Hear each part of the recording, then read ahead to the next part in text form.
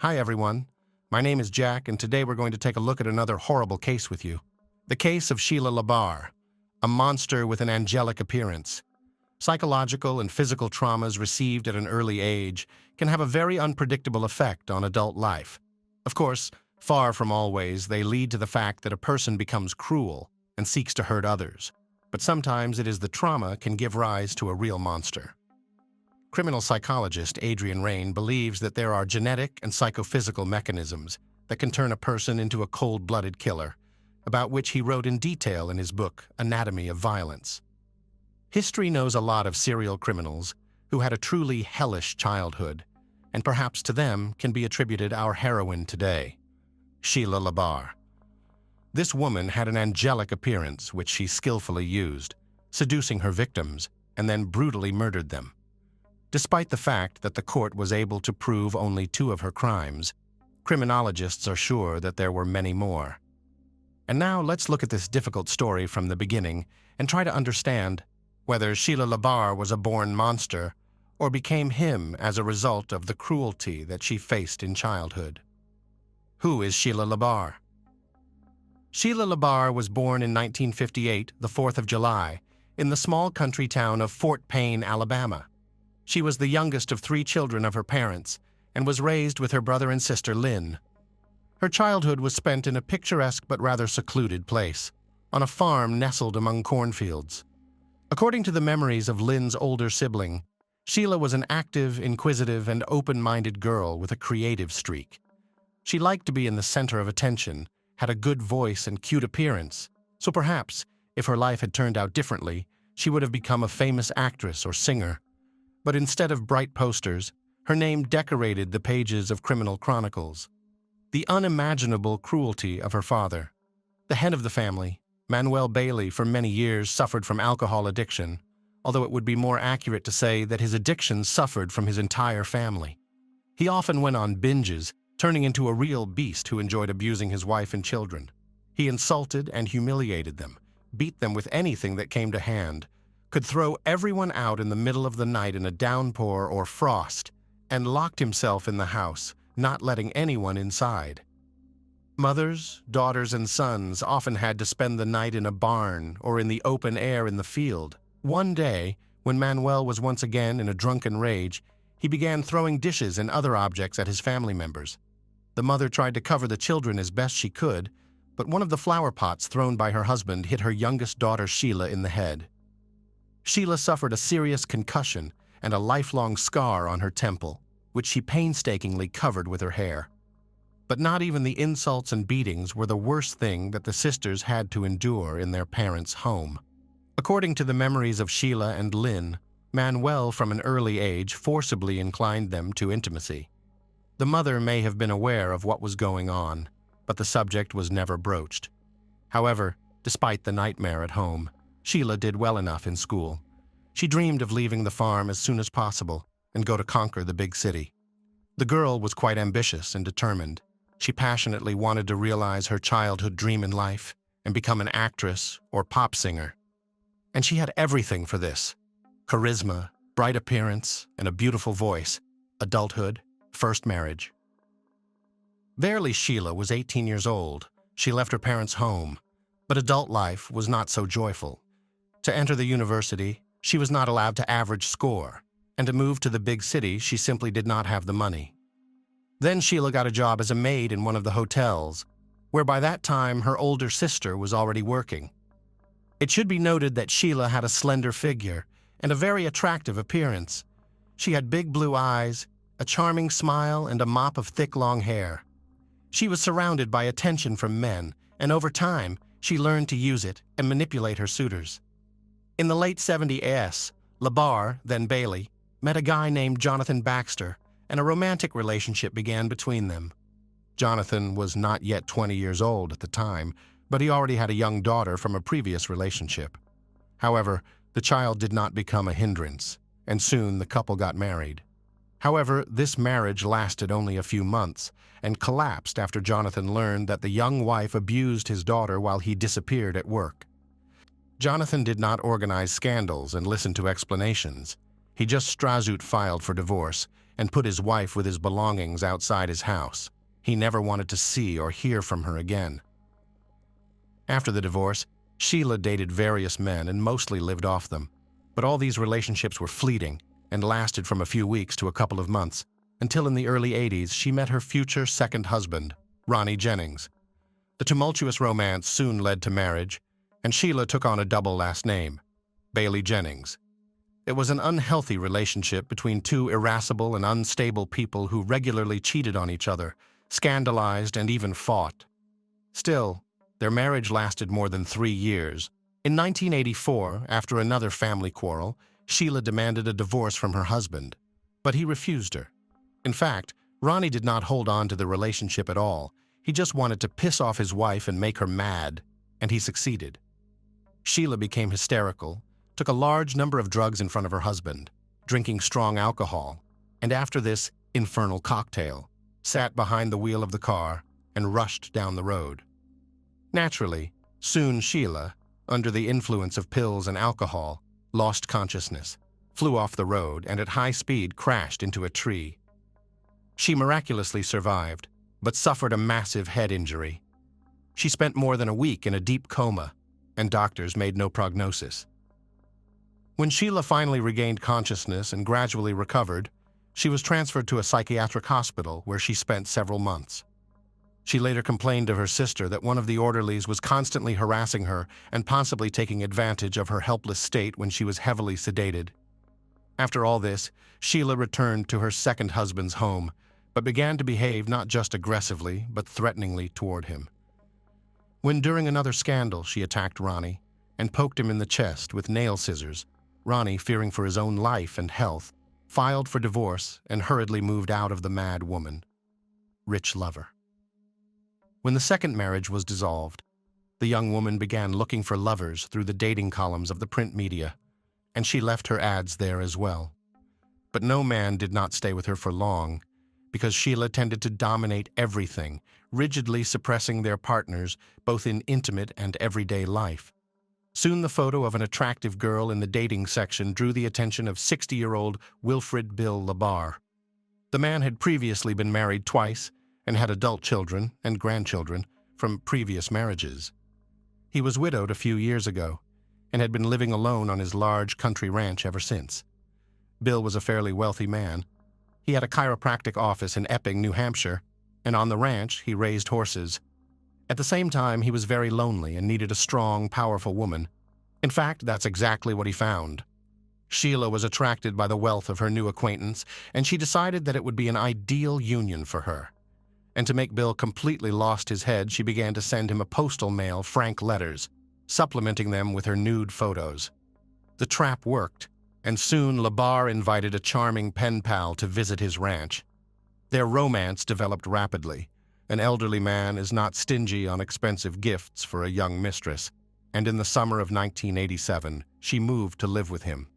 This has incredibly flattered the doctor, who now went out in public with a beautiful companion who was half his age and was fit for him as a daughter. Nevertheless, he did not plan to marry Sheila. However, Sheila, not waiting for a marriage proposal, changed her name, calling herself Labar. Bill was surprised by this turn of events, but he did not object. Sheila began to interfere in all the affairs of her elderly lover, starting to control his business, finances, and disposition of his property. In addition, Bill was getting older and could not satisfy the intimate needs of a young woman. Then, according to Sheila herself, he allowed her to meet other men whom she often brought directly to their home. One of Sheila's regular lovers, closer to the mid-90s, was a Jamaican national named Wayne Ennis. He was much younger than Sheila and was initially hired as an au pair on the ranch, but soon the young man, with Bill's consent, which was probably given under pressure from Sheila, moved to live in the owner's house. In 1995, Sheila and Wayne officially legalized their relationship, and the spouse considered that from now on. The couple continued their relationship online. Sherry sent photos of ultrasounds and her growing belly. "I just bulged out my belly. Jerry wanted to believe it so badly that I had no doubt. He would see the pregnancy even if it wasn't there," Miller would later say. Soon, on November 5, 1999, Jerry Cassidy received an email, presumably from Bruce Miller, in which he wrote that he knew about everything and would not let the bastards be born. A concerned Jerry tried to contact Sherry. Hours later, she texted him herself, informing him that she had to leave for a few days and that she would text him later. The next day, Jerry received a message from Bruce and learned that he had forced his wife to have an abortion. Attached to the letter were photos of a battered Sherry. I remember standing in front of the mirror trying to draw bruises on my stomach. Sherry would later recount. Jerry had reached a tipping point. His children, not one but two twins at once, had been killed by Bruce Miller. He was again devastated and full of anger. He blamed Bruce for the deaths of his 3 children and the abuse of the woman he loved. After reconnecting with Sherry the next day, November 8th, Jerry said he couldn't go on like this. He would kill her husband. The couple set about devising a plan to kill him. They worked out routes, parking spots, and even the best place and time to get to the dump. Jerry then made the long drive from his home to Michigan.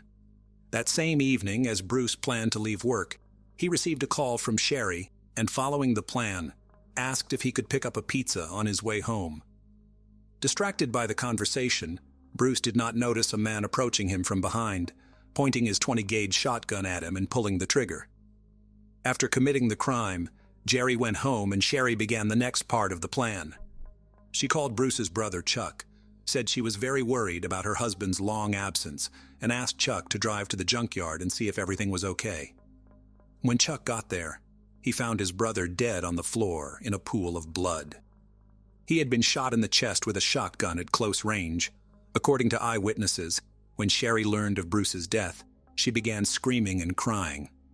The crime scene was quickly discovered, but no trace or evidence of the suspect remained.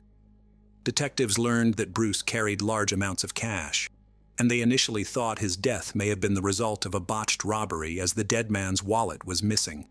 John Hutchinson, a friend and employee of Bruce's who had recently borrowed $2,000 from him, came under suspicion. Police questioned Hutchinson, searched his home, and confiscated weapons. John adamantly denied involvement. The search was inconclusive, and despite the fact that Hutchinson failed a polygraph test, he was eventually released.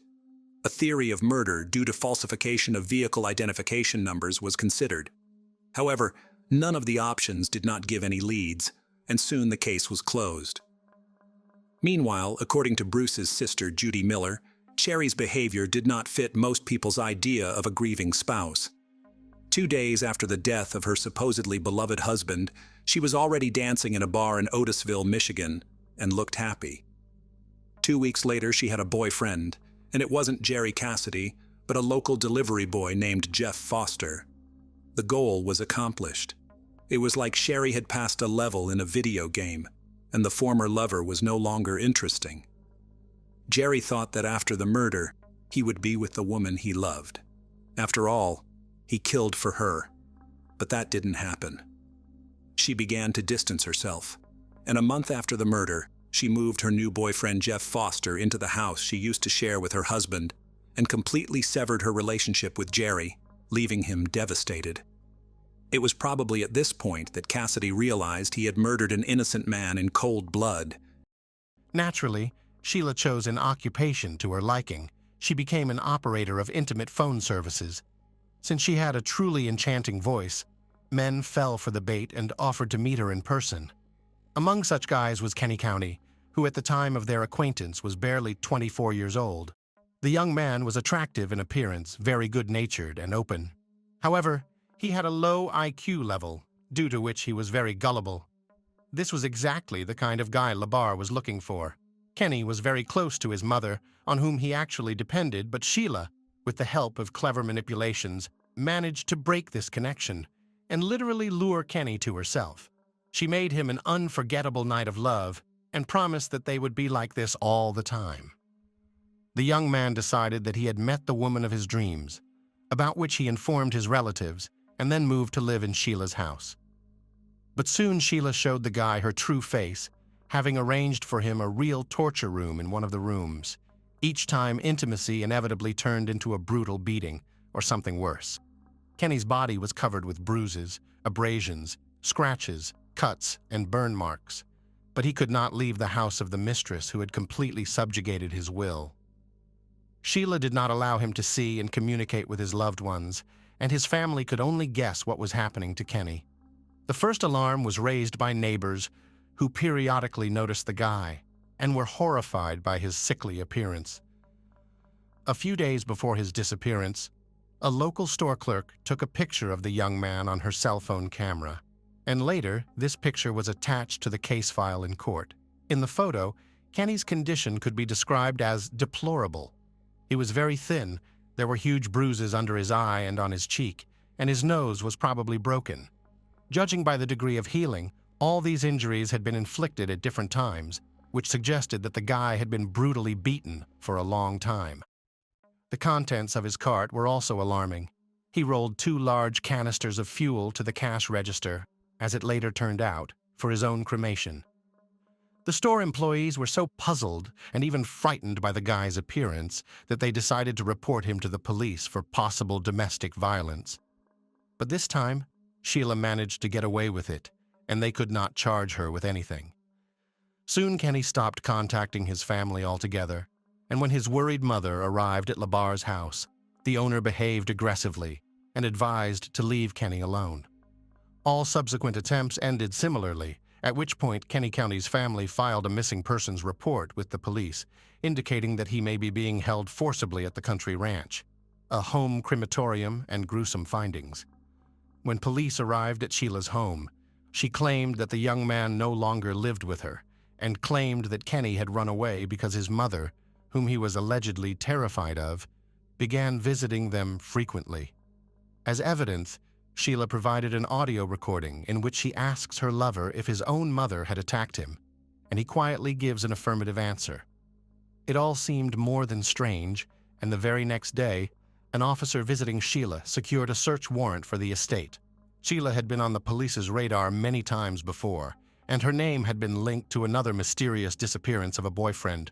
But over the years, Sheila had never been questioned, and her house and grounds had never been searched. When the police arrived, they did not find Labar at home, but they did see several fires burning near the outbuildings. The fires looked strange and were made of improvised materials, a mattress, fragments of wooden furniture, hay, etc., all doused with a flammable mixture. One of the bonfires had bones in it that clearly looked like human remains. The squad requested reinforcements in the form of forensic experts, reporting all the findings, but that turned out to be just the tip of the iceberg compared to what they discovered next. Almost all over the house were found poorly washed traces of blood.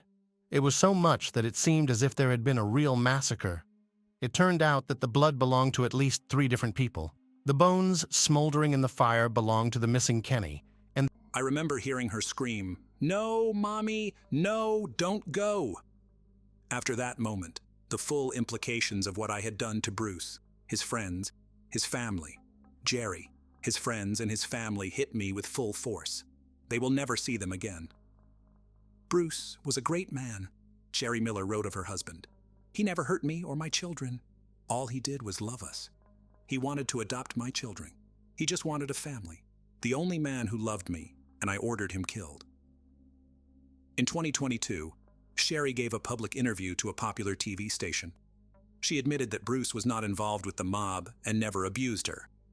She admitted that she used makeup to fake bruises and faked ultrasound scans to manipulate Jerry. According to Sherry, she didn't do it for the money. She said that she was afraid Bruce would find out who she really was and felt that it would be easier for him to be killed than to learn the truth about her. Sherry admitted that she knew about Jerry's tendency toward depression and the briefcase of evidence, but was confident that she would talk herself out of anything and could manipulate the jury and the court.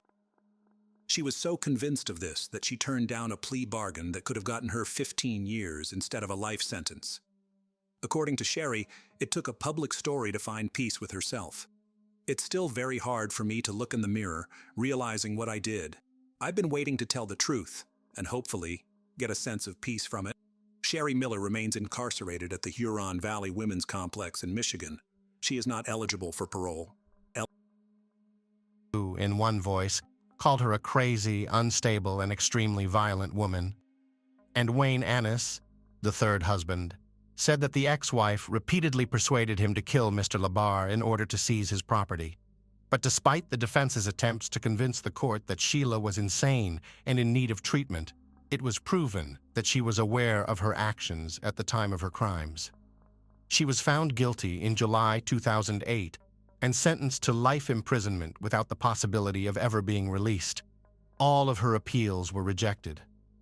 Sheila is now serving her sentence in Florida at Homestead Correctional Facility. Thanks for watching, guys. That was Jack.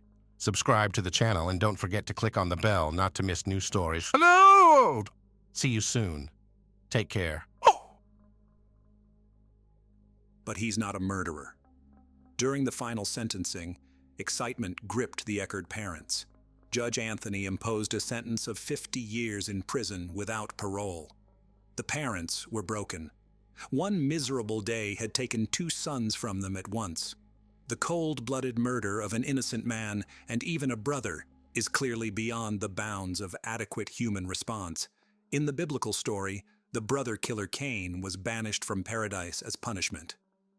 But he solved the problem differently, eliminating the source of his remorse. In the summer of 2003, the body of 36-year-old Sabrina Payne was found in a field near Tremont, Illinois.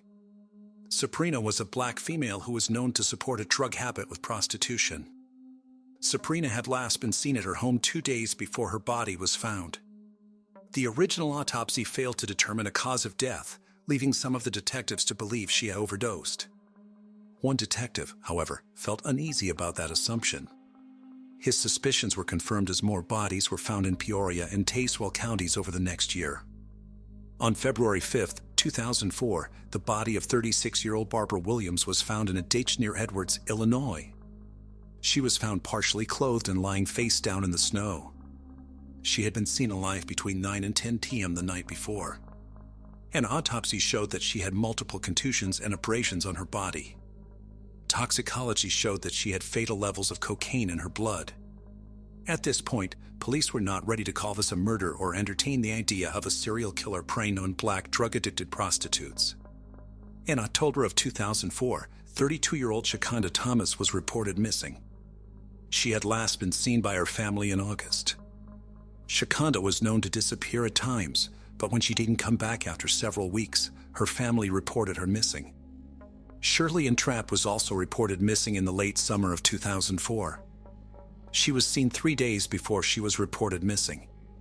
Tamara Walsh was reported missing in September of 2004 after not being seen for 3 weeks. All 3 missing women were also black females known to support a crack cocaine habit with prostitution.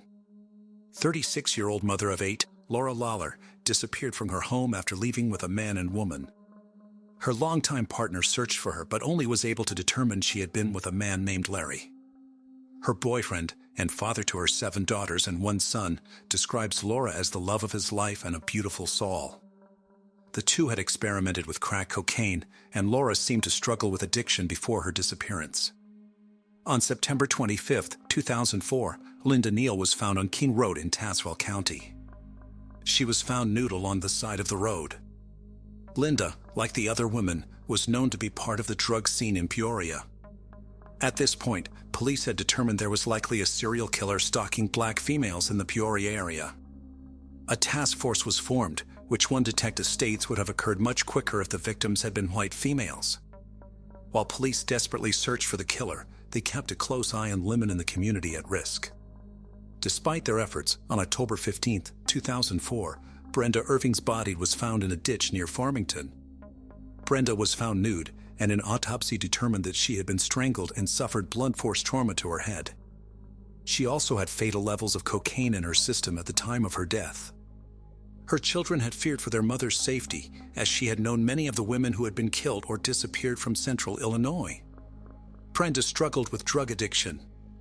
Despite detectives' best efforts, the case proved difficult to solve. They followed thousands of leads, but finally got the lead they were waiting for in December of 2004. 35-year-old Vicki Bomer was arrested for theft. From jail, she told authorities that she thought she could help them find the serial killer preying on her fellow sex workers. She believed that a man who had picked her up in July 2004 was responsible. Bomer explained that in July, a man named Larry Bright lured her to his mother's home where they shared alcohol and drugs. Once she was intoxicated, she said Bright attacked her, attempted to rape her, and pulled a knife on her. Somehow, Bomer was able to escape. Police were at first skeptical, as Bomer asked for a plea deal in exchange for her testimony. Why hadn't she reported this back in July? Why wait until she was under arrest? Vicky Bomer claimed she was scared of being arrested for outstanding warrants, which is why she did not come forward in July 2004. A search of her criminal history confirmed the warrants, so detectives decided to take a look at the man named Larry Bright. Larry Dean Bright was born in Peoria, Illinois, on July 8, 1966. He served a 2-year stint in prison at age 19 for burglary and carjacking. According to Larry's family, the time Larry spent in prison changed him for the worse. Larry became more angry and violent and began using drugs. Larry had an injury, which started an addiction to prescription opioids and later crack cocaine. He also developed an addiction to pornography, preferring videos with black women. Larry lived with his mother in a tiny guest house behind her home. Larry enjoyed gardening, creating a beautiful garden bed of flowers for his mother. When the police arrived at Larry's home following the tip, they noticed the beautiful flowers in the garden. Larry was placed under arrest for the unlawful restraint of Vicky. They questioned Larry about the murders, but he denied having any information about the murdered and missing women. Throughout the interview, Larry smoked several cigarettes. Detectives planned to take one of the cigarette butts and test it for DNA, but Larry ate them before leaving the interrogation room. Larry declined to give DNA voluntarily. Police searched Larry Bright's home on January 20, 2005. The investigators dug up the garden, finding several small bone fragments and ashes that were later determined to be human. When the police questioned Larry again, they told him they were digging up his mother's flowers. At this point, Larry broke down and confessed to multiple murders. He even led investigators to the remains of some of his victims. Larry explained that around July 27, 2003, he picked up Sabrina Payne on the south side of Peoria. He drove her to his home, which he shared with his mother. He claimed the two drank and used cocaine before having consensual sex. Larry said he did not intend to kill Sabrina, but he became enraged, thinking Sabrina was trying to rip him off. He strangled her to death and dumped her body near the cornfield where she was found. Larry confessed to picking up Barbara Williams in February 2004. Again, he used drugs and alcohol with his victim. He stated that he once again lost control of his anger and killed Barbara. He claimed he caught Barbara stealing from him. He dumped her body along the road, where she was found the next day. The prosecution believed that after the first two murders, Larry developed a bloodlust. At the time of his arrest, he said, "I knew them I would kill the others I would pick up. I went out hunting." Larry also confessed to killing Laura Lauer. He burned her body in his backyard burn pit, burying the remains in his mother's yard. He said he wanted to destroy the bodies to avoid getting caught. He confessed to killing Tamara Walls and burning her remains. Her jawbone was found in the backyard. He admitted to strangling, beating, and burning Shirley in trap. Shakanda Thomas had the same fate after being picked up by Larry Bright. He burned the woman and buried the ashes in the yard. Because of his attempts to cremate his victims, he was nicknamed the Bone Crusher. Larry said that he attempted to burn Linda Neal and Brenna Irving as well, but the attempts were unsuccessful due to the weather. He dumped both women along the side of the road. Larry was facing the death penalty following his January 2005 arrest. In an attempt to spare his mother the embarrassment of a trial and avoid the death penalty, Larry Bright pleaded guilty to 7 counts of first-degree murder and 1 count of drug-induced homicide on May 30, 2006. Bright's murders were not considered racially motivated, but detectives believe he was just attracted to black women. He is one of the very few serial killers who chooses victims outside of his race. Larry was sentenced to 7 life sentences without the possibility of parole, to be served concurrently. He was also given an additional 30 years for the drug-induced homicide. As part of the plea deal, Larry will be required to serve 100% of his sentence with no parole consideration. Larry is currently housed at the Shawnee Correctional Center in Vienna, Illinois. He will spend the rest of his life behind bars, but that brings little peace to the families of his victims. The loved ones of Larry's victims want people to know that the women he killed were more than just drug addicts or prostitutes. They were people. They were mothers, daughters, sisters, and friends. The serial killer dentist of St. Louis, Glennon Engelman. Dr. Glennon Engelman was born on February 6, 1927, in St. Louis, Missouri.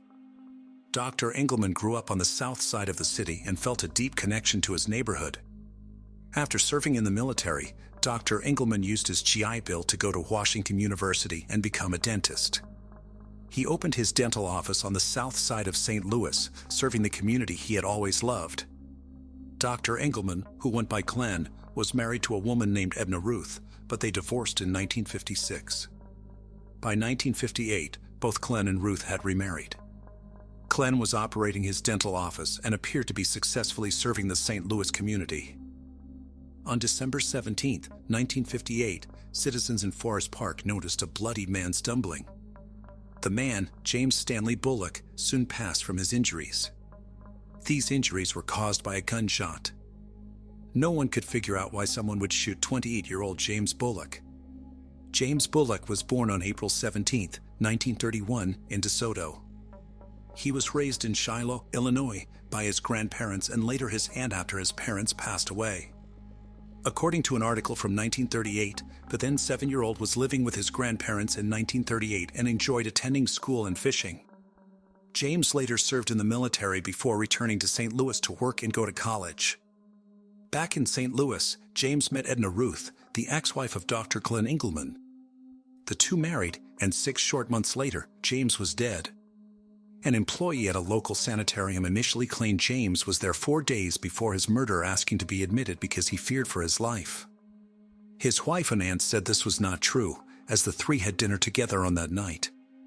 According to his widow and aunt, James was not afraid for his life, and they knew no one who would want him dead.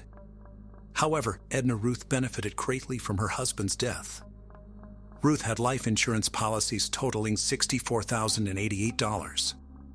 While under questioning, Edna Ruth made several weird statements, including telling the police she was married before, but her husband did not know. Who was she married to? Her husband's dentist, Dr. Glenn Engelman. Edna Ruth had lied to James and his family and lied on the marriage application about being married before.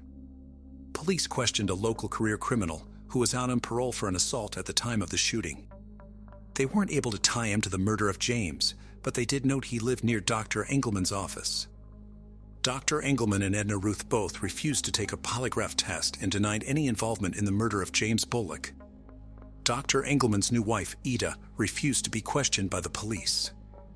A patient provided an alibi for Dr. Engelman. However, another witness said that they tried to find someone at the office around the time and the office was empty. Edna Ruth invested part of the funds she received after becoming a widow into doctor. Been bored being a dentist, so he often ventured into other areas of business. This included buying a trike strip along with a partner, Eric Fry. Dr. Engelman had grown to be close friends with Eric and his wife Sandy. On September 26, 1963, Eric and Dr. Engelman were at the trike strip using dynamite to explode and then fill abandoned cisterns on the property. Eric was lying on his stomach near one of the cisterns when the dynamite exploded quicker than anticipated. Eric was killed instantly and found lying in the bottom of the cistern. Coroner H.D. Steinbeck ruled the death accidental. Mr. Frey's wife had an insurance policy on her husband, which she invested part of into Dr. Engelman's practice. Dr. Engelman divorced Ida and married his third wife, Ruth, in 1967. The couple shared a son, but Ruth hated the close relationship her husband had with a young woman who worked in his office named Carmen Miranda. Dr. Engelman offered to train Carmen to be a dental assistant in his office. Edna felt uncomfortable with the flirting between the doctor and his young assistant. Dr. Engelman, however, claimed he was trying to help people in his community. He hired Carmen's brother, Nick, as well at one point. Ruth was relieved when Carmen met a married man named Peter Holm. Just a few months later, however, Carmen and Eric were walking in a rural area in Pacific, Missouri. The couple were exploring an area known to have caves and scenic paths. A shot suddenly fired, hitting Peter in the head. Peter died instantly, and a hysterically Carmen flagged down the help. Nearby, police found an X on a tree made with tape. The area was familiar to locals as a hunting area, and police believed that the shot was accidental. Police believe someone was target shooting at the X and accidentally struck Mr. Home. Carmen had a significant amount of life insurance on her husband, totaling $60,000. This is equivalent to around $300,000 in 2024. Dr. Engelman and Ruth divorced soon after, at which time Dr. Engelman married young Carmen, whom he had known since she was a small child. His son lived with Edna, his ex-wife. Despite being married to Carmen, Dr. Engelman and Ruth still met regularly for sex. Dr. Engelman constantly had extramarital affairs, which included previous affairs with Carmen, Ruth, and even Sandy Fry, the wife of his business associate Eric Fry, who was killed by dynamite. Another of Dr. Engelman's affairs was with a patient named Barbara Boyle. On November 3, 1977, someone pretending to be from the farm girl walked up to the farmhouse owned by Arthur and Vernita Guswell in Edwardsville, Illinois. Soon after entering the home, the elderly couple were attacked and both were shot in the head. The wealthy couple left $340,000 to their son, Ronald Guswell. Guess who Ronald Guswell was married to? Barbara Boyle. On April 4, 1979, less than 2 years after the murder of his parents, Ronald Guswell was found dead inside his car outside a hotel in East St. Louis, Illinois. The man had been beaten and shot to death. He had been missing for 4 days when his body was found. Following her husband's murder, Barbara collected his inheritance in addition to several life insurance policies. The equivalent sum of money today would be nearly $1.7 million. Guess who she cut to? Dr. Glenn Engelman. Following the murder of Ronald Guswell, authorities were starting to notice the trend of connected deaths to Dr. Engelman. His patients and community, however, only saw a generous man committed to helping his community and its citizens. Dr. Engelman was not the greatest dentist, however. He often did a sloppy job of making casts for dentures and dental appliances, requiring the work to have to be redone by the dental lab several times. His business was struggling, however, and he soon found himself in debt with the dental lab owned by Sophie Barrera. Sophie Barrera owned a South St. Louis dental laboratory and had grown tired of waiting for Dr. Engelman to pay up by 1980. She filed a lawsuit against the doctor that was set to go to court just a few days after Sophie was murdered. On January 14, 1980, Sophie entered her vehicle in South St. Louis. Shortly after, the vehicle exploded. Police found remnants of a bomb under her charred vehicle. Sophie had told her son before she was in fear of being killed. She believed Dr. Glenn Engelman was dangerous. Dr. Engelman was questioned for 3 hours and then released. Police were certain he was responsible for Sophie's death, but they had to prove it. The public also wondered if the bombing was related to another bombing in the area that was carried out between two mob families fighting for control over St. Louis's labor unions. The evidence indicated, however, that this was not a mob hit. The number one suspect was the man who owed Sophie $15,000. Dr. Engelman had to be stopped, but the police weren't sure how to do it. Detectives soon began having conversations with Dr. Engelman's ex-wife and mother of his son, Ruth. Ruth told police nothing at first, but eventually started to talk. She explained that Dr. Engelman often bragged about killing people. He told her that he had a superpower. He was able to kill without remorse. He had admitted to killing Eric Fry, Peter Home, and the Guswell family. It was his side hustle, killing for profit. Ruth agreed to help the police, but none of her testimony could be used in court because Dr. Engelman confessed to her while the two were still married. He was protected by spousal privilege.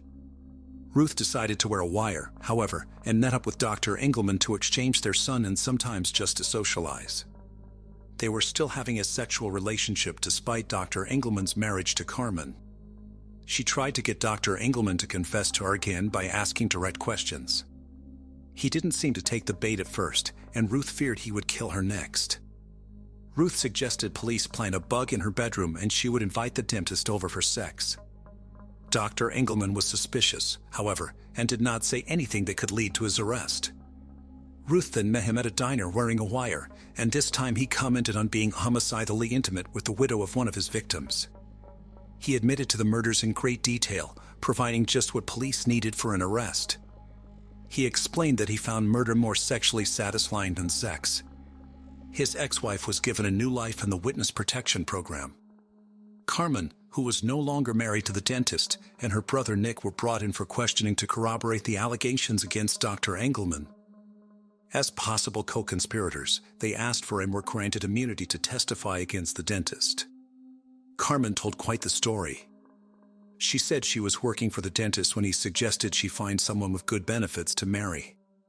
He told her about Eric Fry, whom he said he directed Sandy Fry to marry with all intentions of murdering the insurance proceeds. Soon after she was married, Carmen said Dr. Engelman told her where to go and made sure her husband was shot and killed. He staged it to look like a target shooting accident. Glennon Engelman was finally arrested and charged with murder in 1980. Carmen testified at Dr. Engelman's first trial, for which he was convicted of murdering Peter Hom and given 50 years in prison. The dentist then pled guilty to the murder of Sophie Barrera to avoid the death penalty. Serving a life sentence for that murder in Missouri, Dr. Engelman was back in court by 1985 in Illinois. In 1984, Robert Handy, a convict and acquaintance of Dr. Engelman, admitted to authorities that he had taken part in the murder conspiracy of the Goosewell family. He implicated Dr. Engelman, who had bludgeoned Ronald Goosewell and shot him, as well as Ronald's widow, Barbara Boyle. Dr. Engelman was given 3 life sentences for the Goosewell murders. He also was convicted of federal mail fraud and given a 30-year federal sentence. He is believed to have killed at least 12 people, including conspiring with his first wife to kill her husband, James Bullock, in 1958. Edna Ruth was never charged in the case due to lack of evidence. Barbara Boyle went on trial for the murder of her in-laws, Arthur and Vernita Goosewell, and husband Ronald in 1985. The jury acquitted her of the murders of Arthur and Vernita but convicted her of conspiracy to commit murder in the death of Ronald Goosewell. Barbara Boyle was sentenced to 50 years in prison in 1985. She was granted parole in 2009. Dr. Engelman enjoyed his notoriety in Missouri, often comparing himself to legendary outlaw Jesse James. He is believed to have killed at least 12 people, but the actual number is unknown. Unlike other serial killers, Dr. Engelman was inspired, at least in part, by greed. He also seemed to revel in his ability to not feel remorse. Dr. Engelman died of diabetes-related health issues in 1999 at age 72. He was incarcerated in Jefferson City at the time. Today's story takes us to Raleigh, the capital city of North Carolina. Located in the northeast central region of North Carolina, Raleigh is one of the fastest-growing cities in the U.S. Surrounded by beautiful oak trees, Raleigh is the perfect blend of history and traditions. However, in 2017, a dreadful crime would shake this city to its core. At around 1 a.m. on September 1, 2017, a 911 dispatcher from Raleigh Police Department received a call from 28-year-old Matthew Phelps, who sounded a bit sedated. During the call, he claimed that he had accidentally stabbed his wife Lauren to death while he was dreaming. He then suddenly woke up and saw his wife lying in a pool of blood on the floor. "I took more medicine than I should have." "What medicine did you take?" I took course needles, cough, a cold, and curves. I know it can make you kill, but a lot of times I can't sleep at night. Is she breathing out? Is there a chance of moving, of anything going on with her? Well, okay, we're gonna let me out of dry about 8. Did you drive? Because I bought wet on me because it was dry.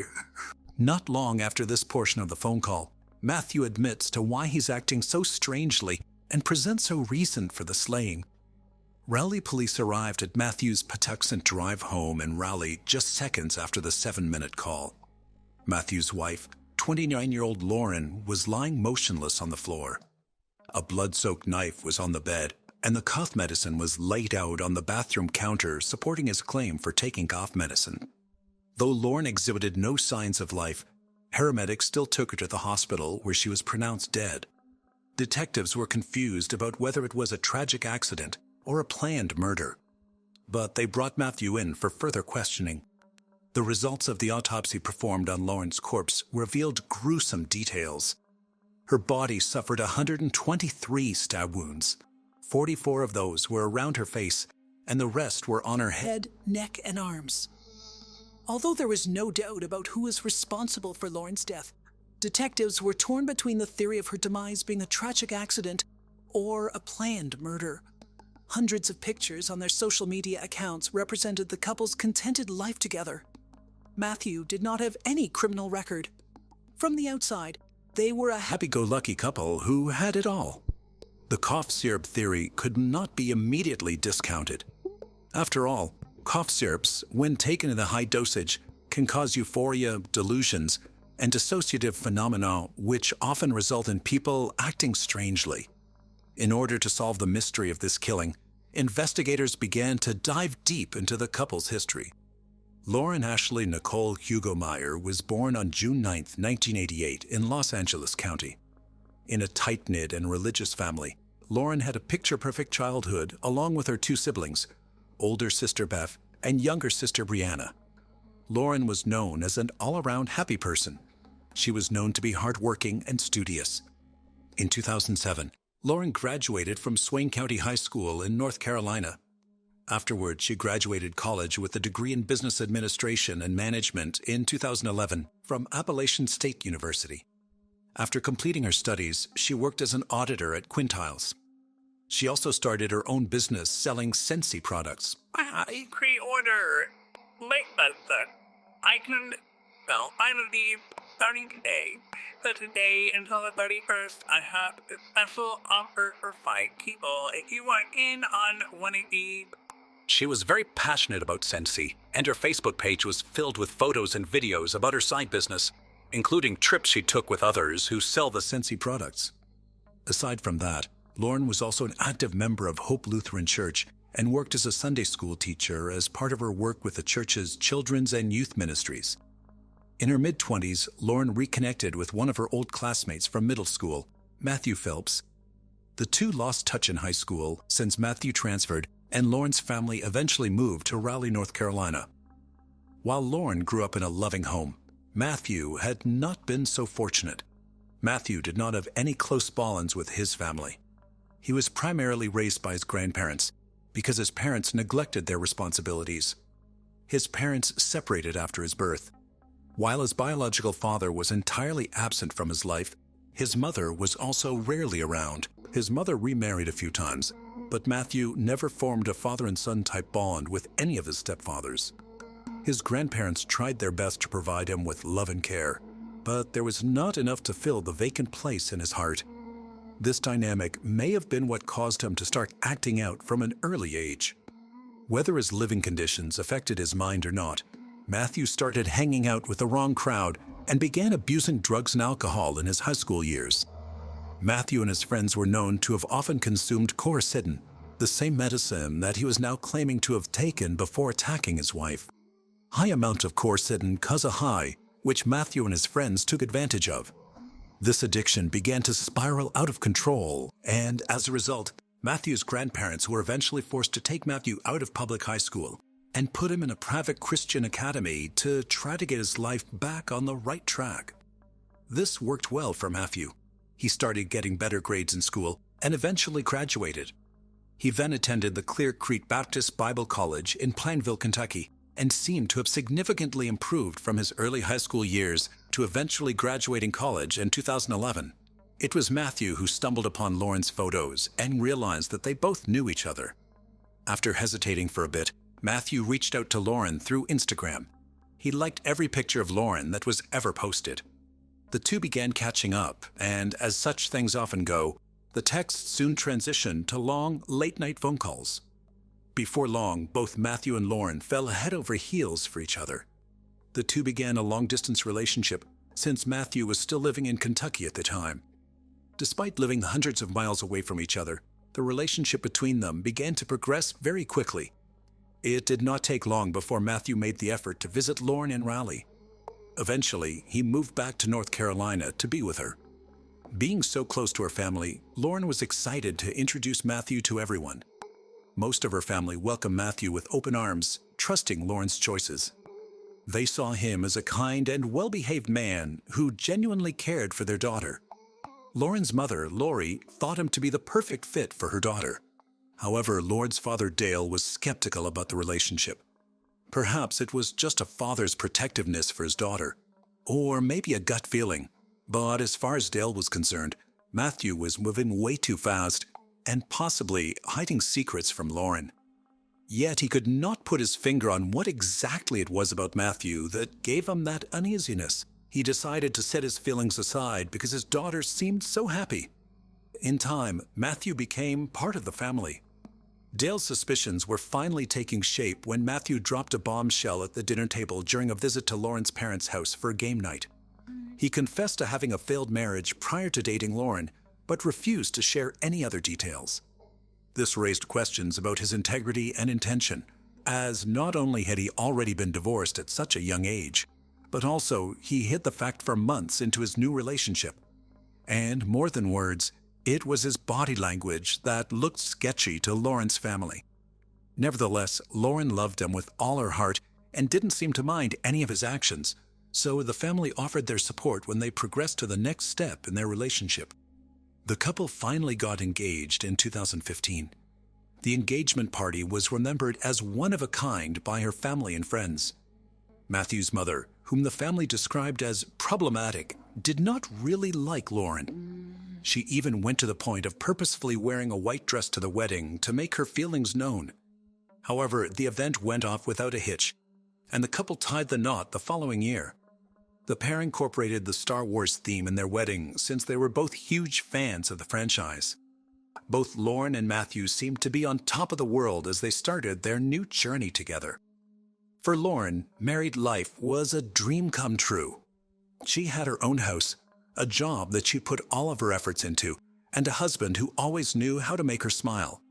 However, the dream marriage soon began to transform into an ugly reality as Matthew began to show his true colors just a few months into their marriage. Matthew was having a hard time finding jobs, and when he did find a job, he'd soon leave the job with little to no explanation. In addition to that, he idly spent most of his time playing video games while Lauren had to work multiple jobs to run the household. According to Lauren's family, whom she often confided in, this put a strain on their finances. But that wasn't the only factor putting financial strain on Lauren. Matthew was overspending on fancy electronic gadgets and gaming equipment, while Lauren was focusing on tightening their purse strings. He spent $1,200 on iTunes and Xbox subscriptions for his video gaming. He even go to the extent of stealing money out of Lauren's purse if she ever refused to pay for his frivolous lifestyle. Lauren had approximately $10,000 in her bank account before getting married to Matthew, but by the time of her death, it had dwindled to only $1,000. There were other problems in the relationship besides just Matthew's spending habits. While visiting Matthew's family home with them 6 months after the couple got married, not only did his mother give Lauren the cold shoulder, but she and Matthew fought the whole time. She felt like an outcast in their home. Naturally, the reasons behind most of the fights were in regard to Matthew's money-spending habits, which prevented them from pursuing things they wanted to do together. As mentioned earlier, the couple was a big fan of Star Wars, and they were trying to save money for a trip to Disney World. However, Matthew would spend whatever little was saved on his own selfish habits, never allowing the couple to get ahead. Additionally, Lauren was suspicious that Matthew had had an extramarital affair with their neighbor, whom Matthew regularly spent time with. There was an instance when Lauren was on the phone with her elder sister, Beth, while cooking dinner for Matthew. After coming back from work, he went out to hang out with a neighbor and left a text for Lauren stating that he was having way too much fun with the neighbor and that Lauren should have dinner without him. Although Matthew spent a lot of time with their neighbor, he was extremely possessive of Lauren. There were multiple fights regarding a man at their church who, Matthew thought, was hitting on Lauren. Matthew distrusted Lauren, which caused even more distance between them. Matthew justified his insecurities by recounting the story of how his ex-wife left him after meeting another man on a missionary trip. For obvious reasons, his justifications would not solve anything, as their relationship was on a downward spiral.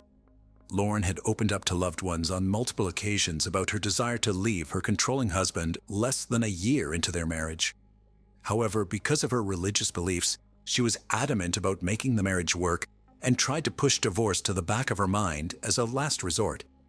Despite all of their issues, Lauren still tried to present a perfect marriage to the outside world. On every platform of social media, she continued to post pictures and videos of themselves accompanied by sugary sweet captions expressing their love. Yet that was in stark contrast to what was actually happening behind closed doors. Eventually, Matthew decided to go back to college to become a pastor for their church in an attempt to keep their marriage afloat. However, Lauren was not significantly impressed with this effort. In fact, fed up with his inconsiderate and immature behavior, Lauren was finally on the verge of leaving Matthew, but she would never have the chance to follow through with that decision. Instead, she was brutally murdered by her husband in their marital bed. With all this history, it did not take long to put the puzzle pieces together. They all concurred that everything about the crime scene looked way too staged. Not only were the knife and the cough syrup perfectly set out in certain positions, but Matthew had almost no blood on him, aside from some on his shoes and a few drops on his shirt. This was not consistent with someone who had stabbed a person 123 times. It looked as though Matthew had attempted to clean himself up, which contradicts his claims of being in a delusional state. Luminol tests performed around their apartment showed that there were traces of blood everywhere, which had been cleaned up before authorities could see it. Investigators now recalled how Matthew had shown no emotions when they arrived at the crime scene. Subsequently, Bayer, the maker of quercetin, released a statement saying that there was no evidence to suggest that quercetin is associated with violent behavior. Additionally, a medical report suggested that, at the time of the murder, his body contained a very low amount of the drug, and it was unlikely to have impacted his reasoning at all. However, Matthew opted to stick to his alibi about the cough syrup and did not change his story. So, investigators started digging deeper for more evidence. Upon delving further into Matthew's motives, the investigators found a journal where he wrote about all the troubles he was having with Lauren. He went on and on about his low esteem and insecurities in his relationship with Lauren. Despite Lauren's best efforts, Matthew never felt he fit in well with her family. The neighbor with whom Lauren had suspected Matthew of having an affair with told police that they were just friends and bonded over their struggles with anxiety and depression. She also shared that as they continued spending time together, Matthew began talking about more morbid subjects such as suicide and death. Perhaps he intended to get his hands on the licensed and concealed gun he knew she had in her home. Additionally, after gaining access to his phone, investigators discovered his concerning search history. He had searched for odd things, such as, "How loopy does quercetin make you?" Or, "Have other people been high from quercetin?" Looking solely at these Google searches, one could surmise that this murder was premeditated and he was already planning on using the cough medicine as a defense. However, this circumstantial evidence was not enough to build a solid case against him. Yet, soon another discovery came to light. Matthew had a secret Instagram account, @Marty_radical, where he posted dark images from the movie American Psycho and pictures of him dressed as Patrick Bateman, the lead character of the movie. Apparently, Matthew was obsessed with serial killers and expressed to a friend that he was curious about what it would feel like to kill someone. Right before he murdered Lauren, he posted an Instagram photo with a caption saying, "Everyone thinks I'm a serial killer. #found an angel to kill." The account contained numerous posts that discussed the devil and demons. Finally, it was time to bring the matter to trial. Prosecutors were confident that they had enough evidence to implicate Matthew in his wife's intentional murder. However, Matthew's defense argued in court that this wasn't in Matthew's character and that he was in an unstable and depressed mental state when the murder occurred. With everybody, so that we can all together get to the bottom of this really significant prejudice. To support the claim, they presented a few letters from Matt's co-workers to the judge, insisting that this was not in Matthew's character. The prosecution brought Matthew's ex-wife to the stand. Contradicting Matthew's previous claims of her cheating on him, she revealed that it was Matthew who cheated on her multiple times throughout their marriage. Like Lauren, she seemed to have similar issues in her marriage to Matthew. These included Matthew not working, spending way too much money, and not contributing anything to their dreams together, which ended up causing the separation. Matthew ultimately accepted a plea deal and pleaded guilty to first-degree murder to avoid the death penalty he was initially facing. That you're pleading guilty to one offense, that's the offense of first-degree murder. It is a felony.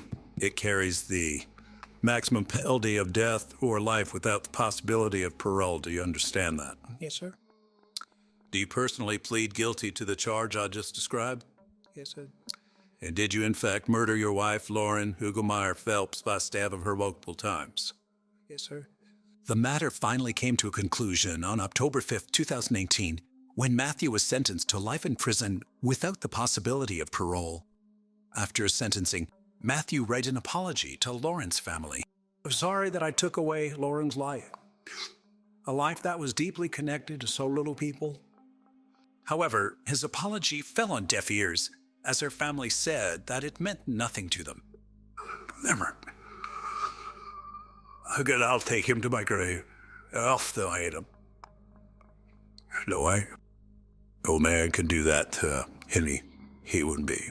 They stated that they could never forgive him for his thoughtless actions. They shared in a statement, "He was luring all of us into a trap by taking advantage of our kindness and generosity. We never once thought Lauren was in danger." To this day, Lauren's family feels a sense of blame for not intervening when they knew the relationship had taken a turn for the worse. To help others like their beloved Lauren, they've put together an organization called Lauren's Light, which raises awareness for abusive relationships and domestic violence. Do you think Matthew meticulously planned his wife's murder